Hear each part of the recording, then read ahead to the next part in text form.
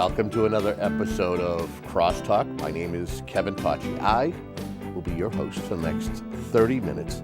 And as you come to expect from this particular program, we use this as a vehicle to better inform the folks that we serve here at Whitman Hanson Community Access. That's the towns of Whitman and Hanson. And the topics and subject matter could be a variety of things, whether it's an upcoming there's something going on in town, an upcoming event, that's what I wanted to say. Or there could be a topic that folks are talking about that they want to discuss. It could be just to get to know an individual in one of the two communities. Right around the corner, we do have the state elections. A lot of people are mobilizing and getting out for various races in and around the Commonwealth. Folks may or may not know, but the gentleman who has been serving as the state representative in the 7th Plymouth District, Jeff Deal, is actually running for U.S. Senate. He's hoping to get the Republican nod next year, next September, and end up being the person who's duking it out with whomever the Democratic nominee is, and most would assume that the incumbent Elizabeth Warren would be that person. But in the meantime, folks are eyeballing this particular seat, the 7th Plymouth District, which serves the towns of Whitman, Abington, and most of East Bridgewater. I think there's one precinct that it does not. I think precinct 1 is not served. And I'm sure my guest, who is sitting here with me right now, Peter Drosos, who is a candidate, and he's looking for the Republican nod next September himself for the seat. He is my guest. Peter? Thanks for having me. Absolutely, and thank you for at least sitting through my little opening monologue. Well, absolutely. You can give Jimmy Fallon and those guys a run for their money for sure. Yeah, I got to learn how to stand on the star and be able to look at the camera correctly. But I want to say that welcome. Tell us a little bit about yourself. Well, first of all, my name's Peter Drosos. I am, like you said, a Republican candidate for state rep. My family has been in business in Whitman for a long time. We opened the Venus Cafe in 1964. My grandfather came from Greece, opened the restaurant. My dad took it over. I work there now. We've been a part of this community for a long time. And it's important to me, I think, to lead out with that so people can at least put a name or recognize me somehow that way. The Venus has been a long-standing part of this community. And I just wanted to say, okay, well, if you don't know me personally, at least you might know where my stock comes from. It's important that I also mention that because I want to acknowledge that I owe a great deal to the people of this town and the surrounding towns. Everything I have in my life, all the hard work that I've done has been rewarded by them with their patronage coming into the restaurant, and I feel like attempting to represent them is a great way to give back to the community. And I think when you possess a desire to do that, it's only a value add for your community. So I'm looking forward to the opportunity. What was the appeal in throwing your hat in the ring and running for state representative? Well, if I'm being entirely honest, it's an interest in the process. Where do you do best in life and anything that you choose to do? It's what you're passionate about, correct? I think you love doing what you do and you do it well, and it shows. You're an excellent radio host, you're an excellent television host. Your work is appreciated by everybody who watches it because you put your passion and your heart and your soul into it. For me, outside of the work that I do at the restaurant, I have a tremendous interest in government. Government and our style of government is so special. The idea of it was so new and so unique to the world when it was presented by our founding fathers. And we as citizens have an obligation to participate and continue it, because if we just sort of fall back on apathy, anybody can sort of take it away from us without us really realizing it. Mm-hmm. So our obligation to our own liberty is to participate in it. And that's kind of the impetus for me to run.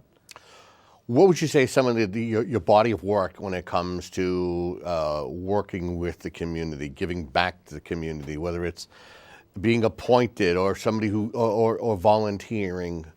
Give me your history of things that you've been able to do to give back to the community, be a part of the community. Sure, absolutely. Well, as a local business owner, our philanthropic efforts have been, I feel, considering, we're a smaller company, but our philanthropic endeavors have been very important to us from the beginning. We donate pizzas and gift certificates to various, events at the high school. Anytime there's a golf tournament, we'll sponsor a hole.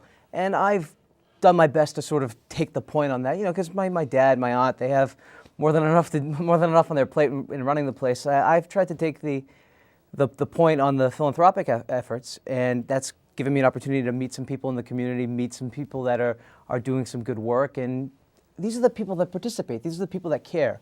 It's infectious. You want to be around that. And if these are the people that are going to sort of decide, who their representation is, I want to represent these people. I want to be an outlet for them to have a voice in Boston.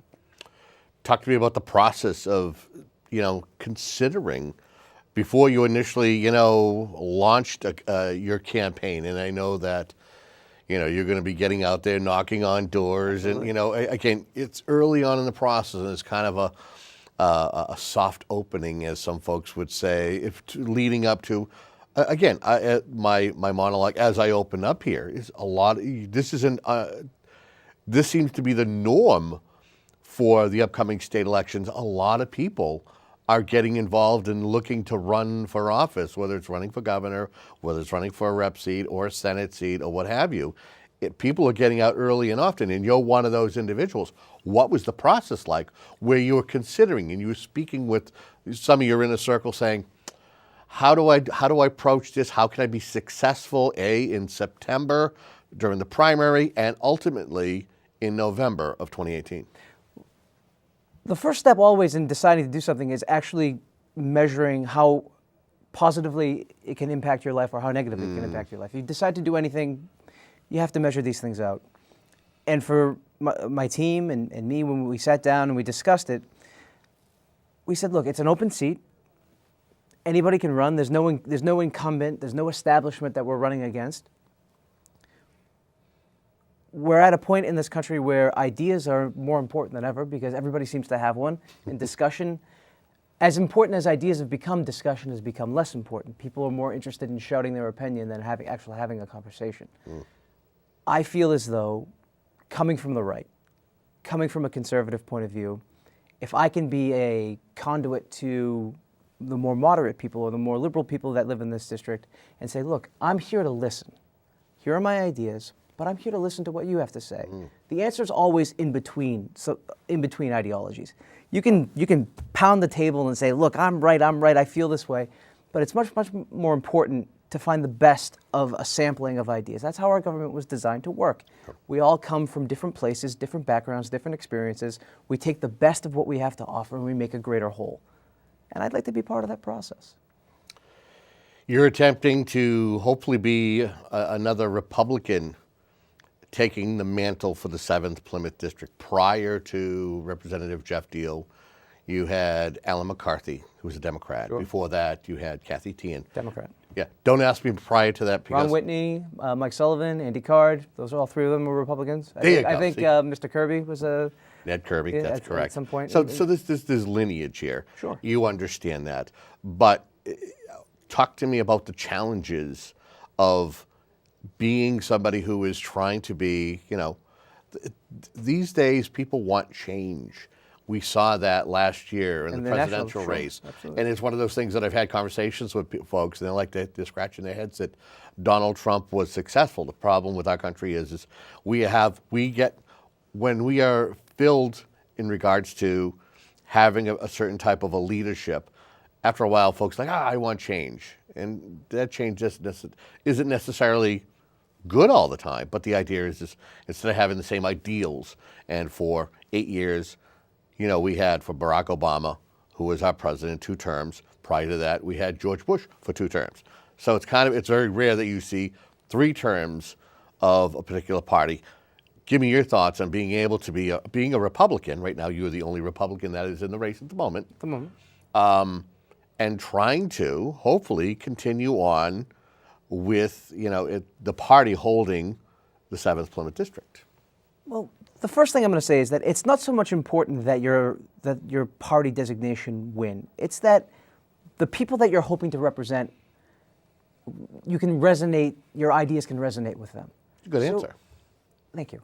If what I have to say matters, if what I have to say entices people to think and participate in the process, it's a win, regardless of the outcome of the election. Sure. I'm much more important in people participating in the process. We, as citizens, have a necessary obligation to hold up our end of the bargain. We can't just rely on government to do things for us. We need to do for ourselves first. That's why I'm a Republican. That's why I'm a conservative. Personal, individualized liberty and the preservation of that. Government's job is to make sure that we have a playing field to play on. It's not their job to influence it. And the less that we care, the less that we participate, the more their hand is on that field. And I'm not comfortable with that. And I think the people that live in these towns pretty much line up like that. That's why there's been such a higher success rate for Republicans in this area than maybe in other parts of the state. Okay. Talk to me, what is your understanding of the issues? Not necessarily like the issues in the Commonwealth, but the issues that maybe you've already had a chance to hear from the residents of the 7th Plymouth District and their concerns. Because I'm one to think that the folks in Abington might have a different set of concerns and issues compared to Whitman, and same could be said as to Whitman compared to East Bridgewater. Absolutely. I've had an opportunity to speak to many people from from all three of the towns, and each set of people has a tendency to lead out with the same thing. In Abington, it's the drugs. What are you going to do about the opioids? What are you going to do about the drug problem? How can we fix this? How can we get rid of it? In Whitman, people seem to be more fiscally motivated. How are you going to keep my taxes low? How are you going to make sure that the government doesn't have their hand in my pocket for too much? And in East Bridgewater, they're talking a lot about education. They're not pleased with the distribution of the Chapter 70 money. And they expect, and rightfully so, expect me to have answers and understanding of that stuff too. So that seems to be, from this point, I mean, things could change 2 months from now, things could change a year from now, but from this point back to when I announced, every person from those towns is let out with those things. Talk to me about the importance of, again, you as an individual going up into the House where there are, 160? Something like that. 160 that represent across the Commonwealth, being one of so many. Give me your thoughts. It's good to have good ideas and have an idea of the concept of the issues, but it's a matter of being able to mobilize, be able to connect, whether it's somebody who is within your party or it's somebody who's with the other, and have some kind of a bipartisan effort. Talk to me about the importance of being able to work collaboratively to be able to attain what you need for your district. Well, absolutely. I can never put my own personal interests ahead of the interests of the people that I'm hoping to represent. The idea of representative government is that the person you send to represent you does so without passion or prejudice, right? It's kind of like being a lawyer. You're supposed to defend your client regardless of the situation. Your obligation is to make sure your client gets a fair defense. As a representative, I feel as though my obligation is to do the will of the people that elected me. What did you send me there to do? What are the things that are important to you? However I feel about them can shade and color my influence and my motivation and how I get elected. But my job once I get there is to do the will of the people. And I would never sabotage that by being divisive or argumentative with my peers and colleagues in the State House. I would look to cultivate positive relationships with all of them so I could best serve the people here. So I guess what I would ask you is while you have, it seems as though you have a grasp on the various areas of need and concern within your district, I would think you yourself, there are a couple of things that if you are successful come November 2018, that there are going to be certain legislation that you're going to want to write. Is there a certain area that you feel that you want to gravitate towards? There might be certain committees that are on your wish list that you want to sit and have an effect. Well, Ways and Means obviously would be first, I think. I think that's high atop everybody's list. Because that's where the influence is, and I can best serve the people here by having the seats on the committees that have the most influence. As far as legislation is concerned, I mean, look at what's happened in the last decade. You have the state house raising the sales tax on us. You have them voting themselves in incredible, tremendously high pay raises, all at the expense of all the other things that I talked about earlier that need to be addressed. Taxes should be low, especially you can't tax a people into a surplus. You can't tax people into anything other than oblivion. If you tax people too much, you kill commerce. The idea is to keep taxes low so people spend more money, so businesses grow, so government gets their share. If you tax people too much, you discourage them and de-incentivize them from going out and spending their hard-earned money. And you de-incentivize people from employing people. These are the things that I care about as a small business owner, as a concerned citizen. I want opportunity to grow as much as possible for all three of these towns. If we tax people into a point where they have to start being restrictive in their spending, they have to start being restrictive in their hiring, it doesn't help grow the economy. And now you have a state legislature that is not only raised the sales tax, but given themselves raises with that money. While our infrastructure statewide falls apart, while our kids are dying from heroin and opioids, and while our education while the education funding is confusing and difficult for the average person to understand, the way the money's distributed has a heavy reliance on statewide distributions for big cities, and smaller towns are penalized. Like East Bridgewater can't reduce their property tax. Their Prop 2.5 override. I mean like God. Here's my flummox moment, but. Are you talking education? You're talking municipal? So you're talking about the bottom line for the schools themselves to be able to budget. East Bridgewater can't incentivize people to move to East Bridgewater by having lower property tax because they have to have the property tax high in order to compensate for their lack of funding from the state for the schools. Therefore, people are moving to surrounding towns to East Bridgewater that are able to have lower property tax. This is hurting the district. You want people to live in these towns. You want people to open businesses in these towns. You want people to work in these towns. And having high property tax is a byproduct of the fact that the East Bridgewater schools need to be funded. Well, you have Whitman and Hanson doing a great job. They have a joint district, and Abington just built a brand new high school, and it's a tough spot for the residents of East Bridgewater, and I empathize. I feel bad. You, as the person who would represent the 7th Plymouth District, I mean, it's usually a given anytime that I have had a conversation with a candidate. One of the first things that they say when I say, well, what are you going to do if you are elected? What is your charge? What will you do? And they go, oh, well, more local aid. Okay, well, local aid comes in several different forms. Local aid could be as far as Chapter 70 money for schools, Chapter 90 for when it comes to doing roads and certain construction and stuff like that, which is good.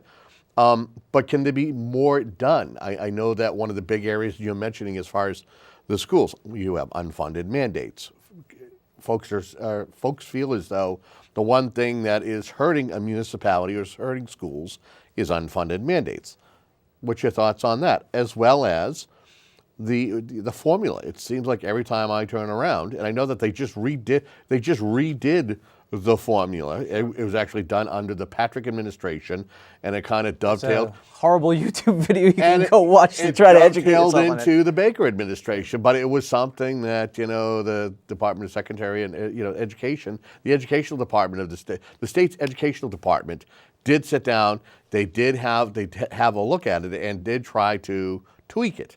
Don't know. So, as somebody, if you are elected, give me your thoughts on going up there and trying to fight to, see if the state will cover the unfunded mandates and see what can be done in regards to being able to attain more local aid for your district, whether it be by fighting and asking for it, requesting. I know that Representative Deal and Representative Cutler for fiscal year 2017 actually teamed up, Democrat, Republican, to get bipartisan effort to raise the per pupil expenditure from $20 to $50, and it was successful. Give me your thoughts on what you would like to do in those areas. First of all, I want to commend Representatives Deal and Cutler for putting aside partisan ideologies and working together to best serve the people that they represent, because that's the nature of what we're trying to accomplish here, right? Sure. That's the most important thing, is that, like I said earlier, I would never put my own ego, my own agenda ahead of the things that I'm hoping to accomplish district-wide. As far as the specificity, obviously, as the process continues for me, I'm going to best equip myself with the knowledge that I need to represent the people as effectively as possible. As I talk to more people, I'll get a better grasp of what they need. As far as speaking to education directly, it's best when people are able to make the decisions for themselves, not to have to be reliant upon the state, not to have to be reliant upon this, reliant upon that. The more decisions that you can make for yourself pertaining to you yourself, as opposed to having somebody off in Boston deciding what's best for somebody in East Bridgewater, that doesn't make a whole hell of a lot of sense to me. So whatever I can do to put the people of East Bridgewater, put the people of Whitman, and put the people of Abington in charge of their own destiny, that's what I'm going to try to do. Okay. Knowing that you're somebody who, and I know some of your inner circle, some of the people that you work with, tell me how you plan on kind of getting out there early on and mobilizing, whether it's standouts, whether it's using social media, mix of social media with literature. What's the plan at this particular time? We're covering all of those things. But again, being somebody, this is if I'm correct, tell me. But this is kind of a first-time campaign for you. Absolutely. But you have been somebody who has worked within campaigns, and you understand the layout as to how to get out there and mobilize. Kind of give me your thoughts, your strategy where it's onto your own, not necessarily where you're kind of helping somebody else who's running for office. Sure. The most tried and true way to get elected, or at least to present yourself in the best light to be elected, is accessibility. If people feel as though they know you, if people feel as though they have access to you, if people feel as though you're truly out for their best interest, they'll vote for you. So the first and last thing on my agenda as far as, pushing my message is to go out and actually meet people. Door knocking, standouts, going to the train station, going to local and town events to make sure I am as available to the people as I possibly can be, to say, hey, look, I'm trying to win your vote. I'm trying to represent you. What do you need from me? What is it that I can do to assuage you of your worries, to promote the things that you care about? How can I help you do that? That is my function. I'm a public servant, or trying to be a public servant. What can I do to help you? Is there a particular state issue, a Commonwealth issue, that you've been eyeballing and you've been paying attention to, whether it's health care? It's actually legal immigration. Okay.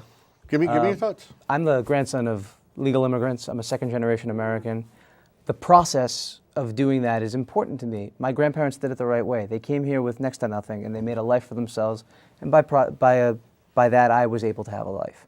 So if you do it the right way, it can be rewarding. This is the land of opportunity, or whatever cliche you want to use for America. This is the place to come, to have freedom, to have liberty, to decide for yourself what kind of success you're going to have.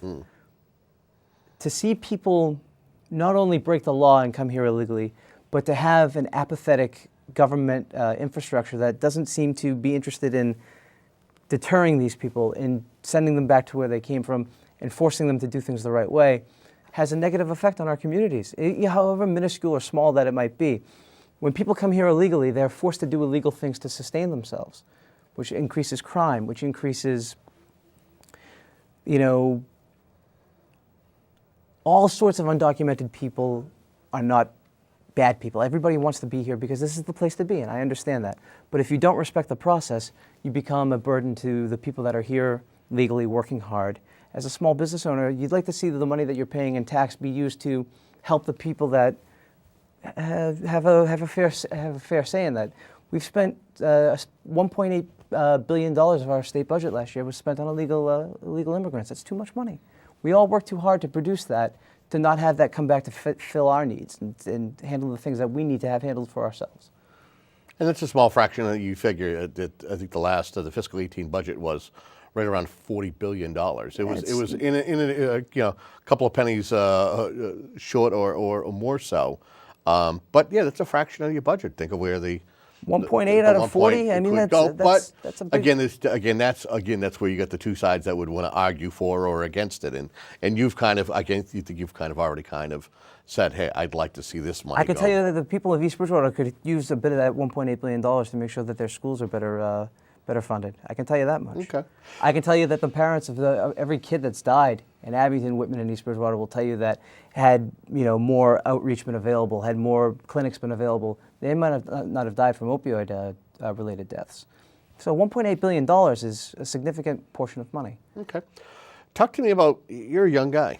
And 30 years old. It's not a bad thing, but folks will factor that in. But here's the thing, and you and I have had this conversation. It's not impossible for you to be successful. There are others who are young. We want to see folks who of each generation have success, and being able to show that, hey, I am not only somebody who is thoughtful, but somebody who wants to do something and accomplish something at a young age. It's not impossible. There are other leaders. We look in the neighboring town of Brockton. Jack Lally. Jack Lally, who was a young man who was elected Ward 6 councilor and is seeking his second term. And I suspect he will be successful. I hope so. Patrick O'Connor, who at the age of, wasn't he 18? 18 or 19 years. 18, he was able to get on the city council, and just recently was able to attain a foothold in the state Senate, taking over for long-term Bob Hedlund, who is now mayor of Weymouth. So it is not impossible for you to do it. But I think there are great examples there, sure. Great examples there. What do you do to follow in their footsteps and let folks know that while I am a young guy, I'm a young guy that has a good head on his shoulders? As admirable as I find their paths and their journeys to be, it's about the ideas. I am presenting things that I care about, things that I believe in. I think that no matter who the conduit of the idea is if the idea is important, if the idea resonates, if the idea matters, that person will have success. It's a matter of delivering it as best as possible. So I care about the things that I've gone over very passionately, very vehemently. I care about these things. I think these things resonate with the people of this district. How important are those things on the side of your head? I know they could be used for holding your sunglasses on and measuring your haircut. How important is it for you to be able to get out there and listen to what your local legislators have to say, the folks who represent the 3 towns in your district, and listen to the residents? How important is listening? Well, listening is, what's the saying, God gave you 2 ears and 1 mouth? I mean, especially factoring in my youth. There are people that have been doing this for a long time at various levels. The more I can learn from them, the more I hate to say it, the more I can steal from them, I think the better off that I'll be. Borrow, all right. Borrow. Yeah. Well, T.S. Eliot said, good poets borrow, great poets steal. So, but I'm very close with Brian Bezanson, who's a selectman here in Whitman. He's been a mentor of mine since I was younger. We've been family friends for a decade plus. John Margie over in East Bridgewater, another mentor, another great guy. I try to follow their examples. They care about their communities. You can't fake that. At the end of the day, if you care, it will show. If you don't, unfortunately, that will also show. I care about what happens here. The people here have given me everything that I have in my life. You must understand this. This comes from a place where I feel an obligation to give back. I feel an obligation to demonstrate the fact that I really care about what happens to the people that live in these towns. And I'm sick and tired of seeing the state government take advantage of people like the people that live here. So, okay. What if folks who are watching this right now want to find out more about Peter Drosos? They can find me on Facebook at Peter Drosos for 7th. They can find me on Twitter and Instagram at Peter Drosos for 7th. PeterDrosos.com. And anytime they want to come see me over at the Venus, they can pop over and I'll be there, and I'll be there to answer any questions that they need, and I'll be floating around the 3 towns from now until Election Day. And how, since you've announced people reaching out on social media, how has that been so far? As of the taping of the show, actually, it hasn't. We haven't launched the apparatus until we have our official kickoff event, which is Monday, the 23rd of October at the Venus at 7 o'clock. So all of those things will be released into the world at once. It'll be one fell swoop of introductory business. So. But it'll be basically after the kickoff, that's when you guys will really mobilize, so to speak. Online, anyway. Online. The physical process of everything has been done. The online portion of it will coincide with the official kickoff. Okay. If you wanted to say anything, we got less than 2 minutes left, and you wanted to look into that camera and appeal to the viewers, because this will be shared amongst the communities for them to, and as it will be for other candidates as well. This is not just for Peter, although you can think that it is. But no. So the idea of programs like this, and East Bridgewater, EB-CAM and Abington CAM, they do the same thing. They want to inform the folks who view. What would you like to say to those folks who are watching right now? First of all, thank you for your time and attention. I want to make sure that everything that is important to you is represented on Beacon Hill.